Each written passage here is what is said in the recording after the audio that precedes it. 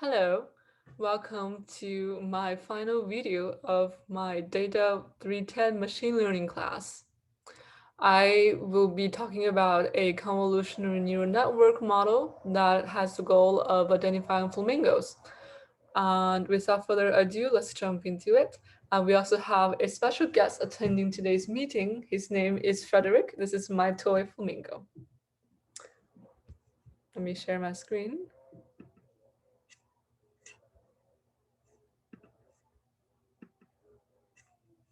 Okay.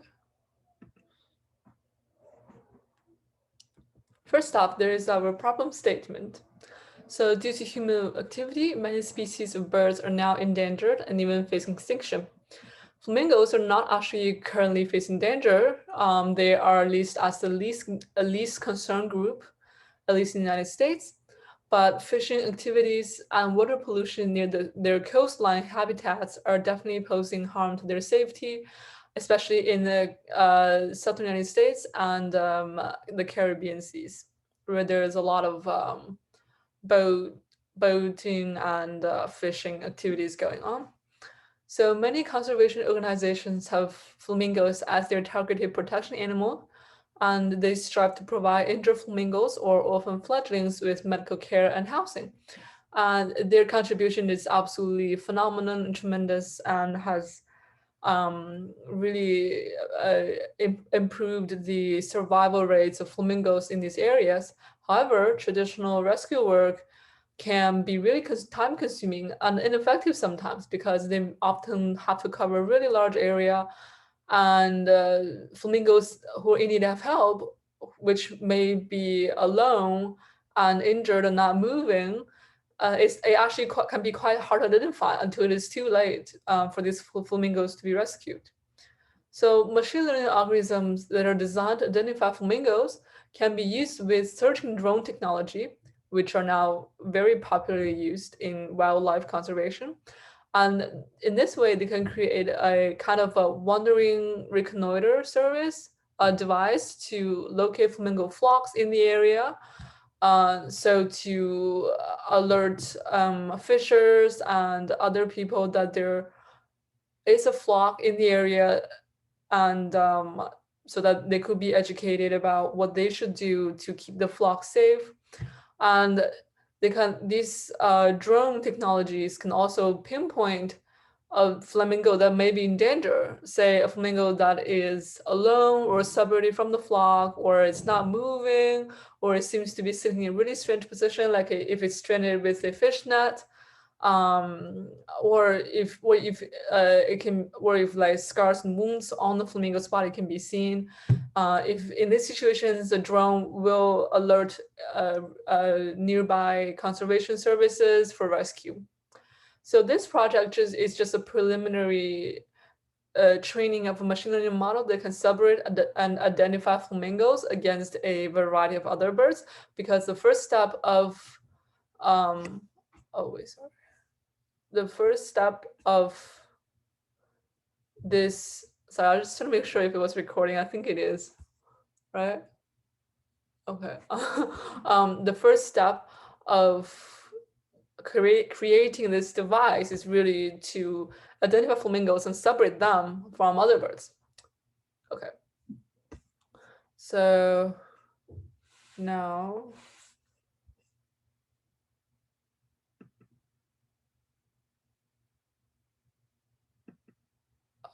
I don't know. Let me just make sure if it's recording. Oh, it is actually. Okay. Sorry. Let me share again.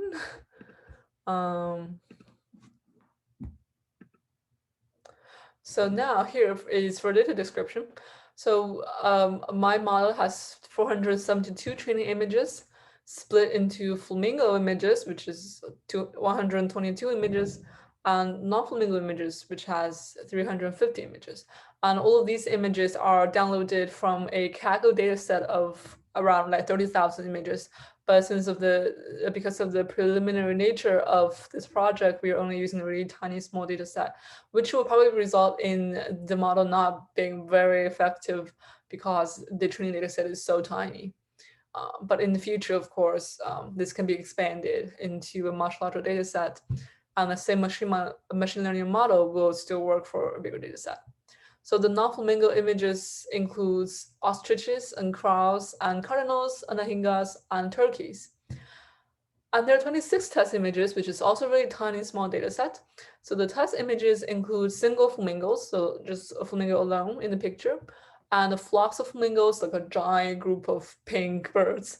Roseate spoonbills, which is a species that is really, really similar to flamingos. So now roseate spoonbills are much commonly known as a bird species, and also because they look so much like the flamingos, I thought it would be a good idea to just try and see if the model can separate roseate spoonbills from flamingos without any training on roseate spoonbill images. And this kind of trying to make the point that although this bird is less commonly known, it really does look like a flamingo.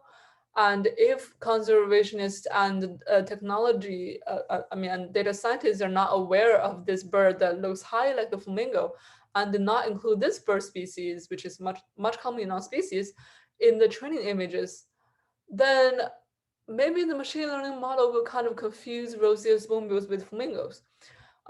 So this model is trying to see if that will happen. So if roseate spoonbills are not are obliviously forgotten to be included in the training set, how will the model perform to identify roseate spoonbills in the testing? And lastly, we have ostriches, which is kind of similar with a flamingo, especially on its neck, but of course there are very different animals in any other part of their bodies. So this is the data description of the model. And now we have the model architecture. So firstly, we have a rescaling to standardize all the images.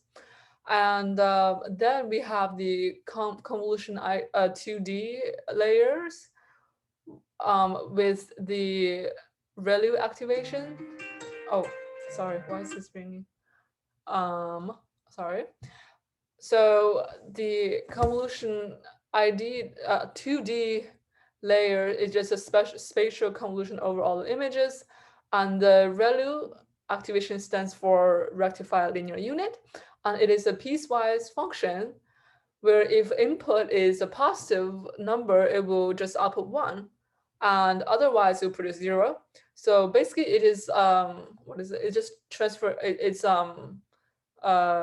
transforming the inputting matrix into a identity matrix, so to make the model easier to train and to make the model perform better, just to like downsize the complexity of the matrix.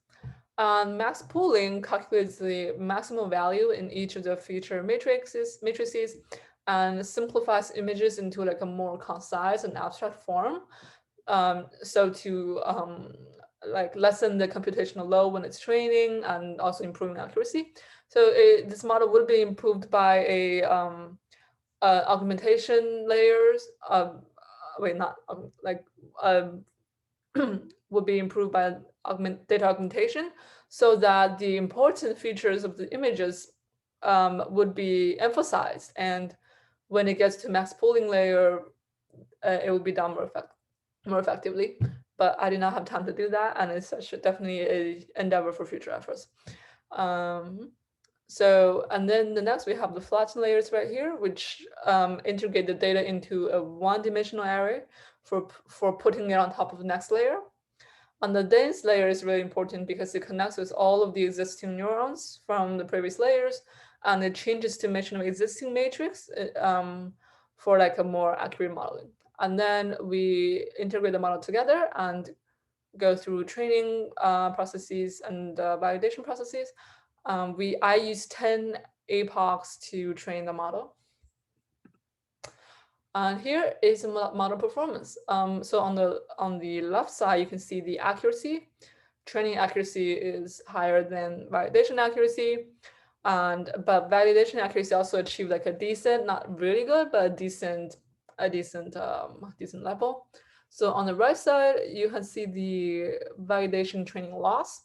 The model is kind of overfitting because training loss is much lower than the validation loss. So that just means that the model is adhering to a really, really small data set for learning, and it is probably failing to, well, it's failing to recognize new images well because the learning data set is so small, which is expected given that we have around like 400 images, um, while a lot of really successful machine learning models will have hundreds of thousands of images. So that is expected. Um, and now let's get to the image prediction results. So I tested around 26 images.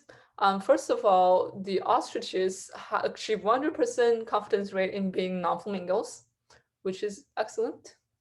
Also, I would not think that this one looks like a flamingo anyways. But this picture probably like, it's a color really that sets them apart.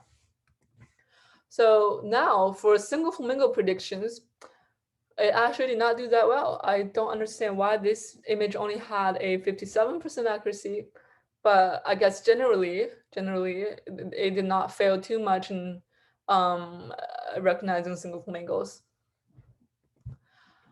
And the flamingo flock predictions did very well. There were 5 images, and they were all pretty much on the same level. I just put 3 on here.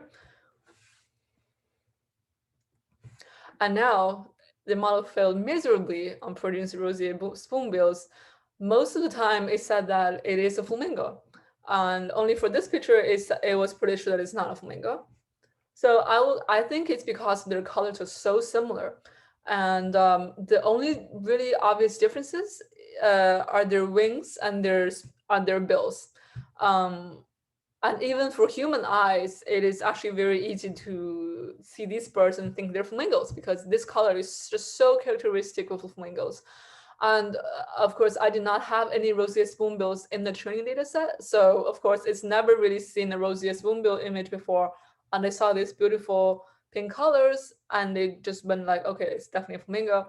So this is just saying that although this bird is much commonly known, um, it's really important for data scientists that work with conservationists to recognize that there is a very similar looking bird um, as flamingos, and it's really important to distinguish between the two in their machine learning models. And also, just by chance, roseate spoonbills actually also live in similar areas as the flamingos. So like in Florida, in the Caribbean, and Argentina, where the flamingos are present everywhere, roseate spoonbills are also everywhere. So of course, this fact makes it even more important to be able to distinguish between the two birds. And now I acknowledge that this model has many limitations.